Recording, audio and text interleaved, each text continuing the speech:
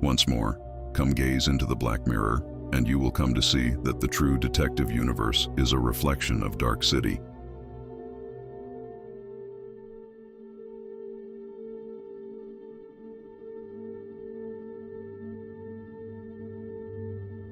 The compulsion to resist the acceptance of conspiracy and corruption in social hierarchy is so powerful that it can compel the mind to exclude all of the evidence that clearly supports the conspiratorial theory, including all of the actual evidence gathered that was acquired at random moments throughout the investigation, a feat that would have been impossible for Rust to have manufactured on his own. And yet the detectives rejected this evidence and instead convinced themselves that Rust was the primary suspect in the murders.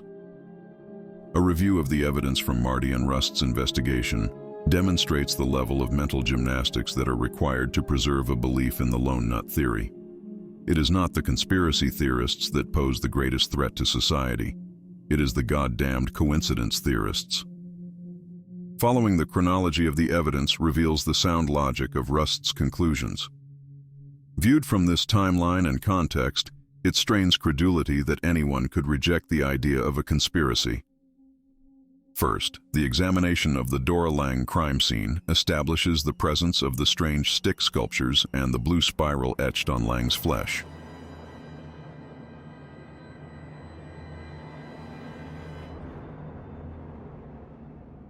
Lang's autopsy reveals the presence of the methamphetamine and LSD. Second, while canvassing Lange's neighborhood, they learn about the missing child Marie Fontino. 3. Following up on the Fontino girl, Childress gives them the first mention of the tall man with scars. 4. The detectives then question Fontano's uncle where Rust finds a stick sculpture similar to the sculptures found at the Lang site. 5. Rust learns of the Bunny Ranch from questioning prostitutes. 6. The Bunny Ranch leads to the recovery of Lang's personal effects, in which a flyer to a church, the Friends of Christ revival, and a journal that references Carcosa and the Yellow King. 7. While searching the last known location of the traveling church, they discover a drawing of a woman wearing antlers that seems to prefigure the Lang murder.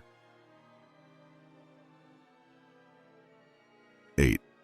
After locating the Friends of Christ revival, the detectives speak with 2 female parishioners who recall seeing Lang in the company of a tall man with a scarred face. I just saw them talking. I didn't get close or anything. He was hunched forward, talking to her. Kind of a strange face, I think. Skin shiny around his jaw. Ah, like burned? A mentally disabled man confirms the existence of the tall man with scars as well. 9. Going back through old murder files, Rust locates an unsolved murder file of a dead woman named Rianne Olivier. She tested positive for methamphetamine and LSD, the same drugs as Lang.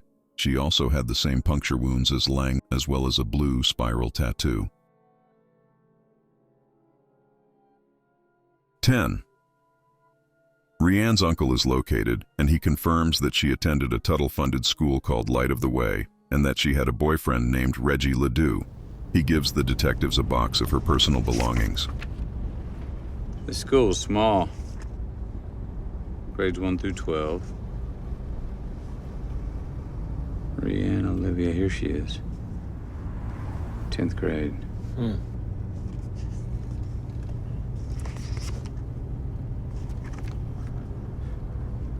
The school is part of Tuttle's foundation. 11.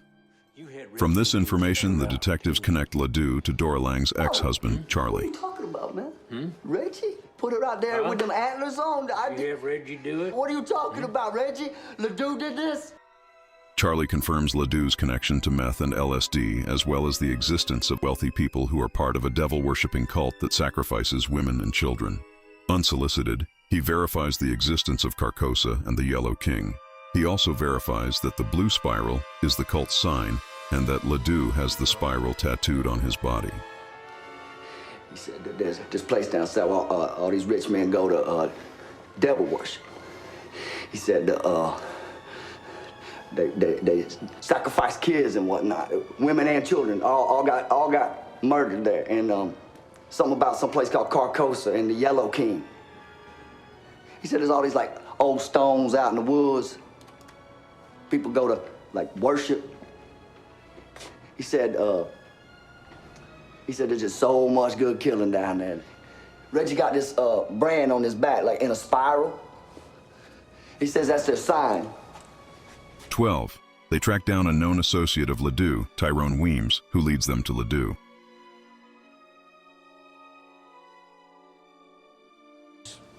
Rianne Olivier led us to the DB's old boyfriend, Reginald Ledoux, 35. Stats rape charge against a 12-year-old, acquitted for lack of testimony. Did a bit for manufacturing meth and LSD, which fits the tox screen for Lang. His old cellmate was Lang's ex-husband. He showed him some cheesecake pictures of her. We are tracking the KA, Tyrone Weems. He's in the sheets that we passed out. 13. Through Ledoux's cousin, they locate his lair and meth lab.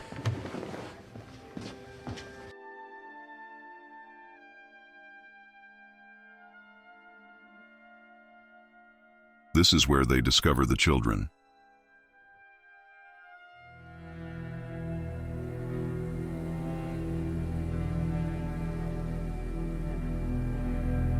There were the twig sculptures. And the LSD on hand matched that of Dora Lang. Everybody was pretty satisfied that we got our man. All of this evidence was filtered out of the detectives' theories, eliminated from their perceptions, their sphere of awareness, so they could continue to align their perceptions with their desire to see the crimes as being committed by one man. They bias themselves, as Hart puts it, to preserve their worldview, to continue to see the world as a just system with checks and balances that precludes secret cabals acting in concert. You got a chapter in one of those books on jumping to conclusions.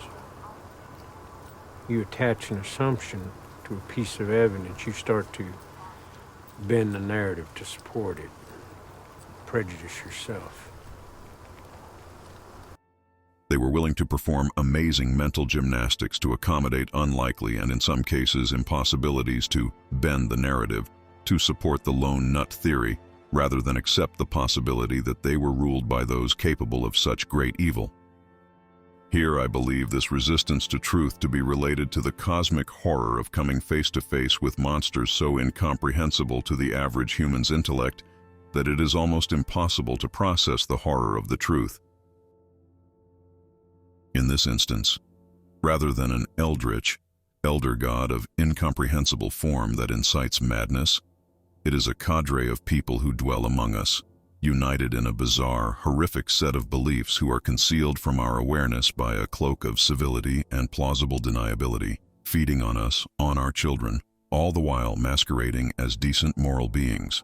It is a horror that most cannot imagine, let alone accept as truth, even in the presence of undeniable evidence that exists to support it. Those who confront such an evil, should their sanity remain intact, emerge from the experience transformed. The detective's ultimate arrival at and acceptance of the truth precipitates this transformation. They will never be the same, for they have suffered a death of sorts, the death of the ego. Their confrontation with evil is a version of the dark night of the soul, wherein they shed the false beliefs that anchored them to the illusory reality. The nagging suspicion that something bigger has been pulling the strings drives this transformation. It compels them to dig deeper. Solving the crime is no longer about the paycheck or following orders. The desire to attain the truth for truth's sake is all that remains. This is what it means to be a true detective.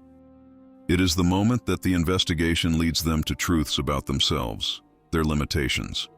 They are no longer paying attention to the wrong clues, because they could only perceive or evaluate evidence within the constraints imposed upon them by the corrupt institutions of which they are a part. Similar to the allegory of the cave, they have caught a glimpse of the projectors of the shadows. They now want the truth at any cost. This concludes the second installment of the True Detective Analysis. The next installment will delve deeper into the esoteric underpinnings of the True Detective universe and its connections to Dark City. Those who want to know more should indicate their interest in the appropriate manner. Share the news with all, and be the light in the darkness.